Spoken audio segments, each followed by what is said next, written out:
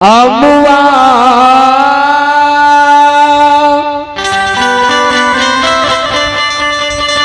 लगैला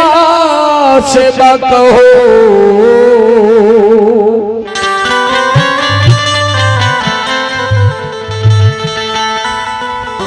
अमुआ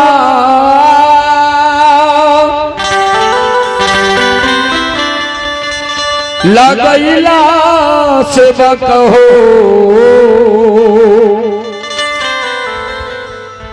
महुआ लगैला कहे न लगबल से बकहो कहे न लगबल से बकहो दुनिया के रखिया लगबल से बकहो दुनिया के रखिया दुनिया के रखिया अमुआ लगबल से बकहो महुआ लगबल महुआ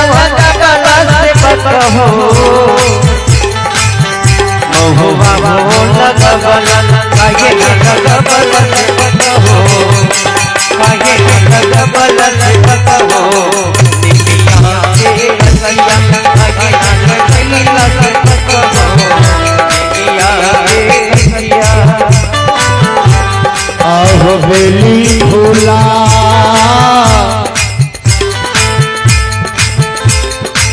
लगैला से बकिया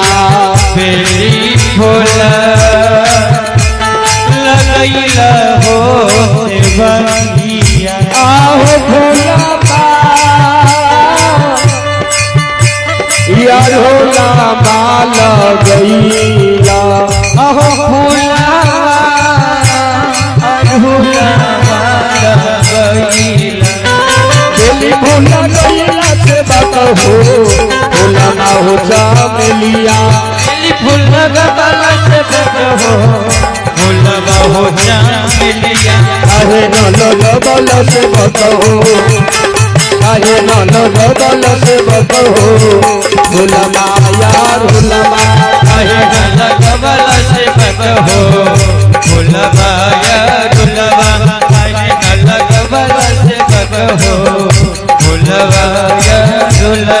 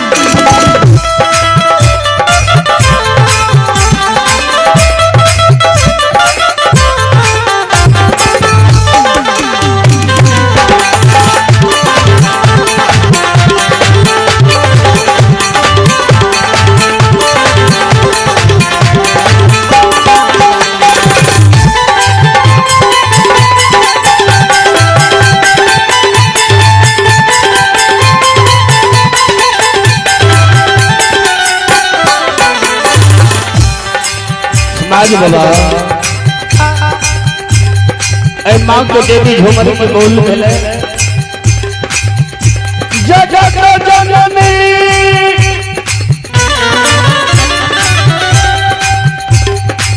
अदिया भगवती मालन के धिया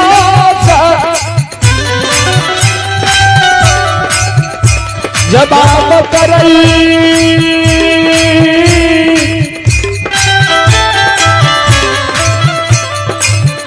हे मालन के धिया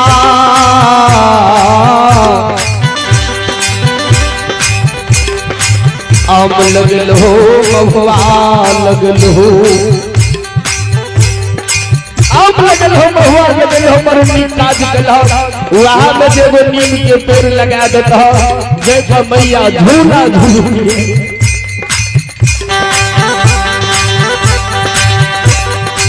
श्रोता सज्जन जी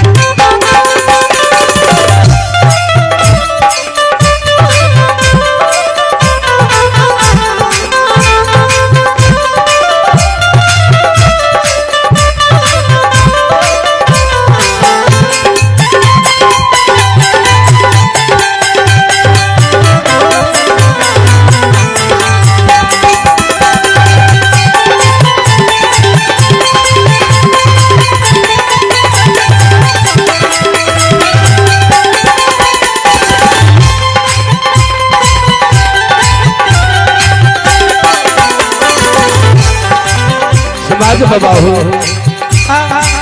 जगत जननी कल के ई तो एगो गलती केलहक दोसर गलती केलहक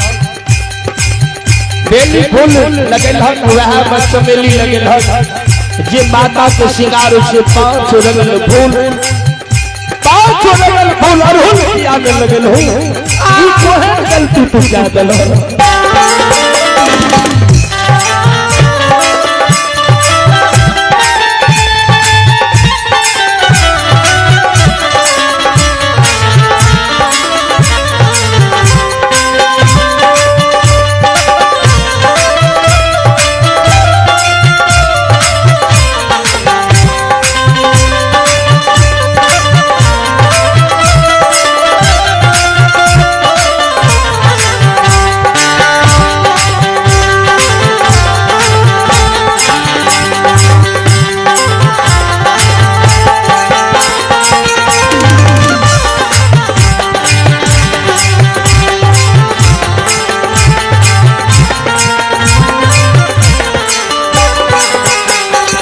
हमारी माता बहन बाबू ये हो मालिनी के धिया सती सेवक दुखिया बेचारा कल जोड़ लेने माँ क्षमा करू क्षमा भवानी माँ जय पराधवा क्षमा करू क्षमा जननी कल पराधवा अब नहीं होई ना भवानी माँ अब नहीं हुई ना भवानी माँ गलती अपराधवा अब नहीं हुई ना भवानी माँ गलती अपराधवा अब नहीं हुई ना भवानी माँ गलती अपराधवा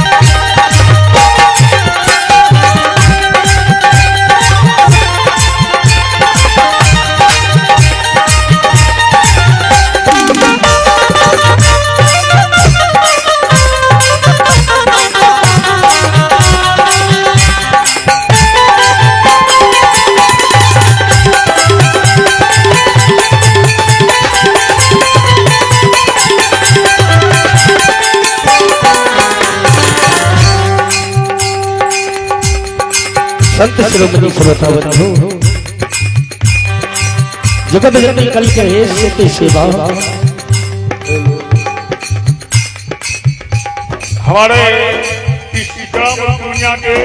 श्रद्धालुगण माता बहने नौजवान साथियों आपके इस ग्राम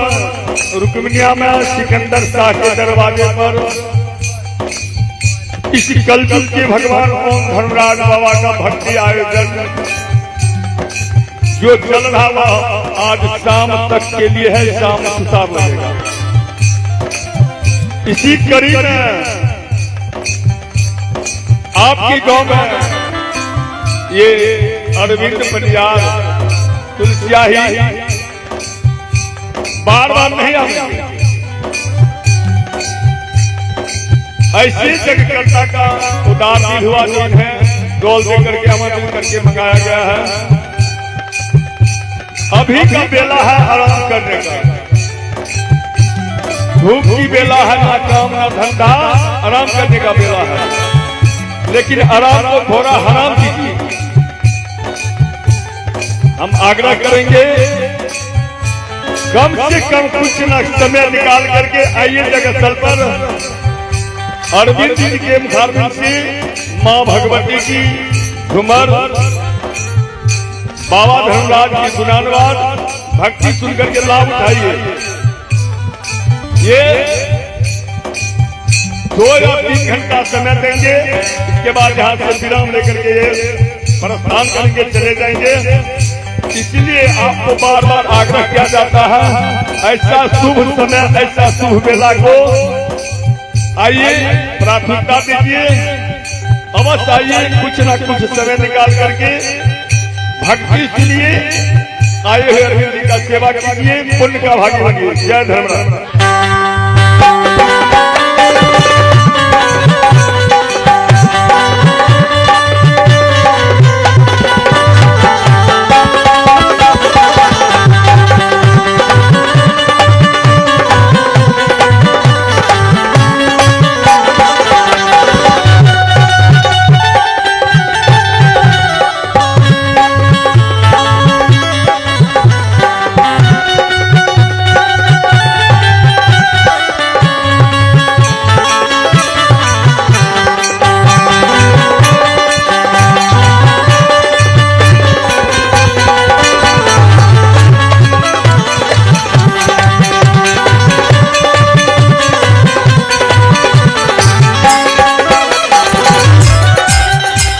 हमारी माता बहन बाबू जगत जननी फिर से जवाब करे छे सती से आहो कथी केरा दिया से बतिया, आहो कथी केरा दिया से बतिया, आहो कथी सो बतिहारा बास बकहो, आहो कथी बतिया बास बतिया, कथी के दिया से बकहो, कथी से बतिहारा कथी के दिया से बकहो, कथी के हो बतिहारा, कथी के तेल से बकहो, कथी के तेल से बकहो, जरे सारी रतिया, कथी के तेल से बकहो, जरे सारी रतिया, कथी के तेल से बकहो, जरे सारी रतिया।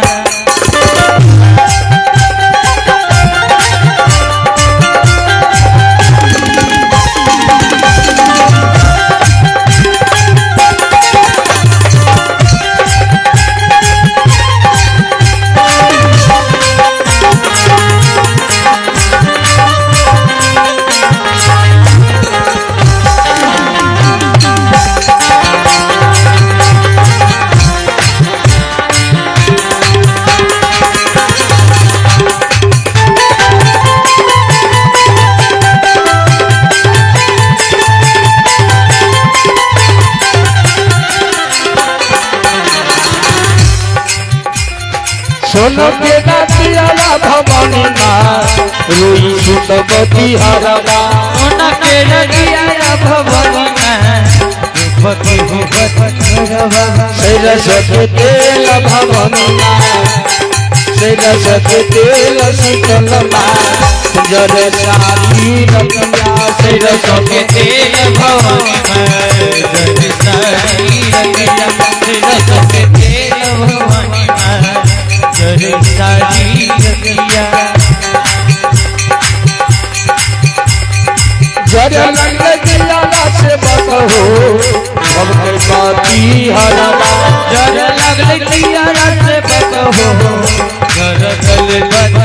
फुलवा नच लगले सात बहिनिया झूले लगले सात बहिनिया सारी सारी रतिया झूल लगले सातो बहिनिया सारी सारी रतिया झूल लगले सातो बहिनिया सारी सारी रतिया झूल लगले सातो बहिनिया सारी सारी रतिया झूल लगले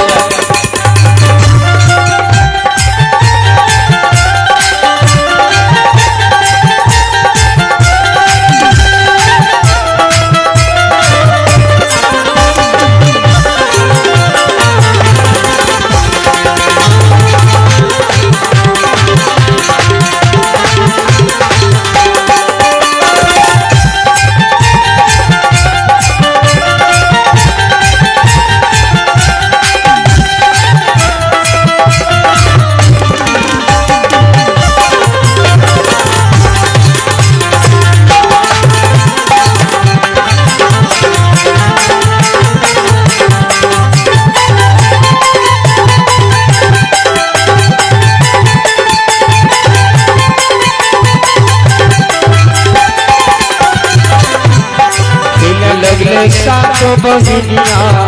सारी सारी रतिया झूल लगले सातो बहिनिया सारी सारी रतिया झूल लगले सातो बहिनिया।